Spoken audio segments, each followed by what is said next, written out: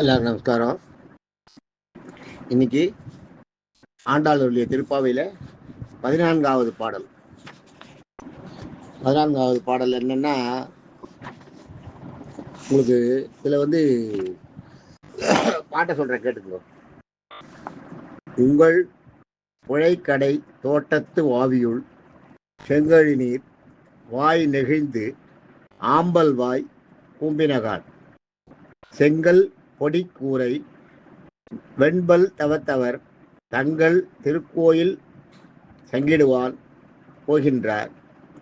எங்களை முன்னம் எழுப்புவான் வாய்ப்பேசும் நங்காய் எழுந்திராய் நானாதாய் நாவுடையாய் சங்கோடு சக்கரம் ஏந்தும் தடக்கையன் பங்கையர் கண்ணானை பாடேலோர் எம்பாவாய். இது பாட்டோட அர்த்தத்தை பார்த்தீங்கன்னா, உங்கள் புழைக்கடை. புழைக்கடைன்றது ரொம்ப அருமையான வார்த்தை. அது நம்ம வீடுகளில், கிராமத்து வீடுகளில் பார்த்தீங்கன்னா பின்பக்கத்தில் ஒரு வழி வச்சுருப்பாங்க, சின்ன வழியாக இருக்கும். புழைன்றது சந்து, ஓட்டை. புழைன்றது சந்து, ஓட்டையை சொல்லுவோம் இல்லையா, அங்கே ஒரு புழை இருக்குன்னு. புழைன்றது சின்ன சந்து. அது மாதிரி இருக்குமா. அந்த பின்பக்கத்துக்கு வாசல் இருக்கு, முன்னாடி வாசல் பெரிய வாசல் நல்லதெல்லாம் இருக்கும். பின்னாடி அவசரத்துக்கு வெளியில் போகிறதுக்கோ இல்லை வழியில் வாசலுக்கு போகிறதுக்கோ பாத்ரூம் எல்லாம் பின்னாடி இருக்கும். பின்னாடி எல்லாம் முன்னாடி வயல்வெளிகளில் ஓப்பனில் போவாங்க, அதுக்கு பின்னாடி போகிறதுக்கு வழி. அதே மாதிரி காலை அலம்பிட்டு உள்ளே வரத்துக்கு, நேராக வீட்டுக்குள்ளே வரக்கூடாது இல்லையா, அதனால் பின்னாடி ஒரு வழி வச்சுருப்பாங்க. அதுதான் சொல்கிறாங்க, உங்கள் புழைக்கடை தோட்டத்து. அந்த புழைக்கடை போகிற வழி தோட்டம் இருக்கும் பின்னாடி. தோட்டத்து வாவியுள், வாவின்னா குளம். அங்கே ஒரு குளம் இருக்குது, அவங்க வீட்டுக்குள்ளே குளம் இருக்குது. வாவியுள் செங்கழி நீர். செங்கழி நீர்ன்றது தாமரை. அது எங்கள் இதில் கூட செங்கமலம்னு பேர் வச்சுப்பாங்க பாருங்கள்.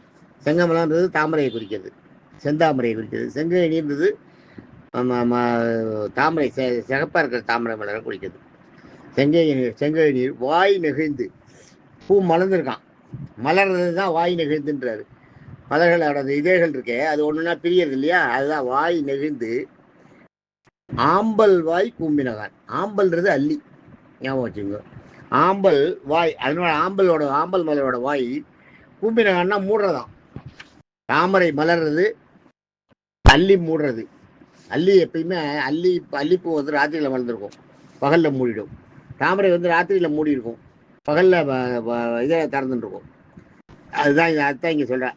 செங்கழி தாமரை மலரை விரிகிறது, அல்லி எல்லாம் வாய் கூம்புறது, மூடுறது, இதழெல்லாம் மூடுறது. அப்படின்னா என்ன அர்த்தம்? பொழுது விடியறதுன்னு அர்த்தம். இருட்டு போயிட்டு பகல் வருதுன்னு அர்த்தம். ஆம்பல் வாய் கூம்பினகான் மாறி எடுத்து பாரு.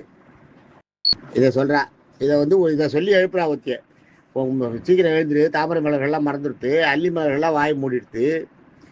அடுத்தது என்ன சொல்கிறா? இன்னொரு அவ சொல்கிறா. அடுத்தது இன்னொரு அடையாளத்தை சொல்கிறா. செங்கல் பொடி கூரை வெண்பல் தவத்தவர்.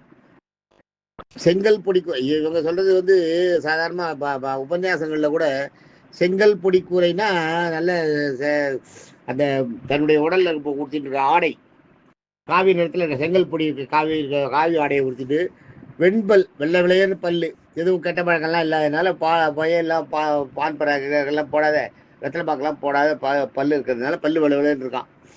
வெண்பல் தவத்தவர்னு இவங்க சொல்லுவாங்க. ஆனால் எனக்கு என்னமோ, நான் என்னை பொறுத்த வரைக்கும் அதில் கொஞ்சம் டிஃபர் ஆகிறேன். நான் செங்கல்னா செம்மையான கல்வி, நான் சொல்கிறது அதான் சொல்லுவேன்.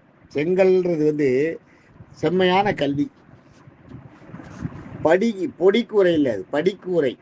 படிக்கூரைன்னா அந்த லெவலுக்கு இப்போ உங்களுக்கு 10th 12th பிஎஸ்சி எம்எஸ்சின்னு இருக்கு இல்லையா, அந்த லெவல் இருக்கு இல்லையா, அது மாதிரி செங்கல் படி, அந்த லெவல் அப்ராப்ரியேட் லெவல்னு சொல்லலாம்.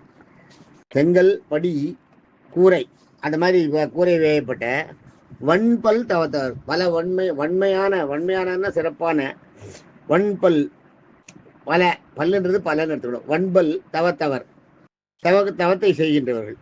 அதுதான் சொல்கிறேன் நான். அது நான் சொல்கிறது அப்படிதான் சொல்லுவேன். செங்கல் பொடி கூரைன்றது பல்வேறு நிலைகளில் ஞானத்தை வேதத்தை பயின்றவர்களும், வன்மையான பல தவங்களை செய்தவர்களும், அவங்கெல்லாம் என்ன பண்ணுறாங்க? தங்கள் திருக்கோயில் சங்கிடுவான் போகின்றார்.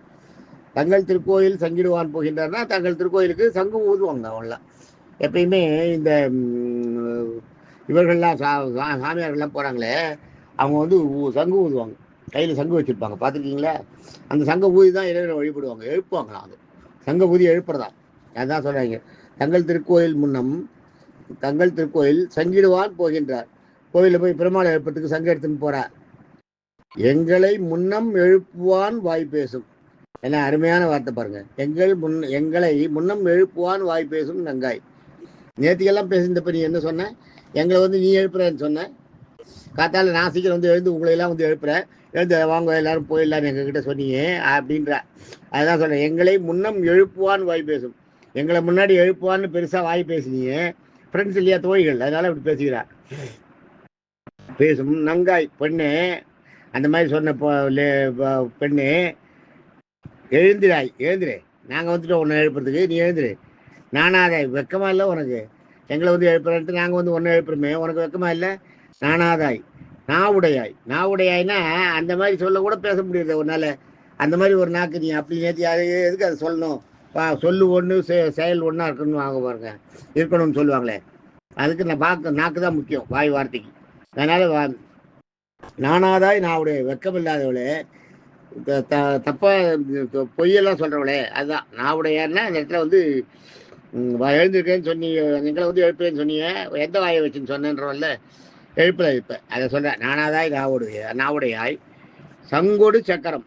பெருமாள் கையில சங்கு சக்கரம் இருக்கு இல்லையா, அதை சொல்றாங்க. சங்கொடு சக்கரம்ன்றது நம்ம வலது கையில சக்கரமும் இடது கையில சங்கும் இருக்க பெருமாள் எழுதிருக்காரு. அது சொல்ல சங்கோடு சக்கரம் ஏந்தும். அதை வந்து சாதாரணமாக சங்கையும் சக்கரையும் தோளில் பொருந்தின்னு இருக்கிற தடக்கையன். தடக்கைனா கைன்றது சாதாரண கை, தடக்கைன்றது எல்லாம் வலுவான கையம். அதை சொல்றாங்க, தேர்ந்தும் தடக்கையன். தடக்கையன் பங்கையர் கண்ணானை. பங்கயம்னாலும் தாமரை, ஞாபகம் வச்சுங்க. பங்கயம்ன்றது தாமரை. பங்கையர் கண்ணானை, பங்கையர் கண்ணானை தாமரை போன்ற கண்களை உடைய. பாடேலூர் எம்பாவாய். பாடேலுன்னா பாட வேண்டான்றது, பாடேல் அப்படின்றது இல்லை, அர்த்தம் இல்லை. பாட ஏலோ, ஏலோன்னா வருக அப்படின்னு அர்த்தம். பாடுவதற்கு நீ வா அப்படின்னு சொல்றாதீங்க இந்த இடத்துல. பாடுவதற்கு நீ வா அப்படின்னு சொல்றதுதான் இது. பாட ஏலோ ரம்பாவாய். இதில் பார்த்தீங்கன்னா, உங்கள் புழக்கடை தோட்டத்து வாவில் செங்கைநீர் வாய் நெகிழ்ந்து ஆம்பல் வாய் கும்பினாங்க. முதல்ல உங்கள்னு ஆரம்பிக்கிறா இல்லையா, ப்ளூரல்ல. அதுக்கு அடுத்தது என்னன்னா, நானாதாய் நாவுடையாய்னு சிங்குலர்ல வந்துடுது. புரியுதா உங்களுக்கு? எங்களை வாய் பேசும் முன்னம் எழுப்புவாய். இதுல வந்து முதல்ல பாத்தீங்கன்னா உங்கள்ன்றது வந்து ப்ளூரல்ல இருக்கு இல்லையா, அப்புறம் பின்னாடி எல்லாம் பாருங்க, சங்கிடுவான் போகின்றார் எங்களை முன்னம் எழுப்புவான் வாய் பேசும் நங்காய் எழுந்திராய் நானாதாய் நாவுடையாய். நங்காய்ன்றா, எழுந்திராய்ன்றா, நானாதாய்ன்றா, நாவுடையான்றா, 4 இதில் சிங்குலர்ல வருது. முதல்ல ஒரு உங்கள்னு ஆரம்பிச்சது என்னன்னா, அது வந்து உங்கள்ன்றது வந்து மரியாதை நிமித்தம், ஞாபகம் வச்சுங்க. மரியாதை நிமித்தமாக உங்கள்னு ஆரம்பிக்கிறது. அந்த மாதிரி ஆரம்பிச்சு பின்னாடி வந்து அதை அவ்வளோ வந்து அதை சிங்குலரில் சொல்கிறது. இதெல்லாம் இலக்கணம். இது நம்ம பார்க்கணும். இதெல்லாம் மரபு வழுவுன்னுவாங்க. மரபு, சாதாரண மரபு வந்து இருந்தாலும் அது வழுவுதல். சில நேரங்களில் அந்த மரபு தவறுமா, மாறுபடுமா, அதையும் ஒரு இலக்கணமாக எடுத்துட்டு இருக்காங்க.